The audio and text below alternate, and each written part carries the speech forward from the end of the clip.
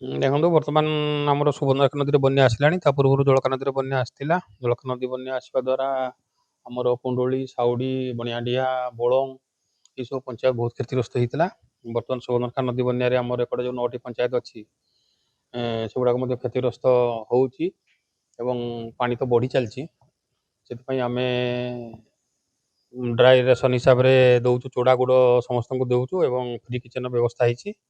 ବର୍ତ୍ତମାନ ସୁଦ୍ଧା ଆମର ବାଲିଆପାଳ ବ୍ଲକ ଅଧୀନରେ 15ଟି ପଞ୍ଚାୟତ କ୍ଷତିଗ୍ରସ୍ତ ହେଇଛି, ଯେଉଁଥିରେ କି ପାଖାପାଖି 6,000 ଲୋକଙ୍କୁ ଇଭାକୁଏସନ୍ କରିକି ଫ୍ରି କିଚେନ୍ ଦିଆହେଉଛି। 14ଟି ସେଣ୍ଟରରେ ଫ୍ରି କିଚେନ୍ ଦିଆହେଉଛି। ଆଉ ପାଖାପାଖି 45,000 ଲୋକ ଏଥିରେ ଏଫେକ୍ଟ ହେଇଛନ୍ତି।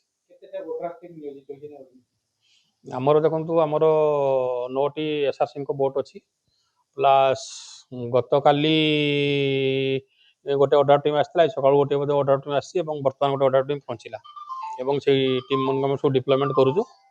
ଆଉ ଯେମିତି ଲୋକ ସୁବିଧାରେ ସବୁ ଜିନିଷ ପାଇପାରିବେ ସେଥିପ୍ରତି ଆମେ ଚେଷ୍ଟା କରୁଛୁ।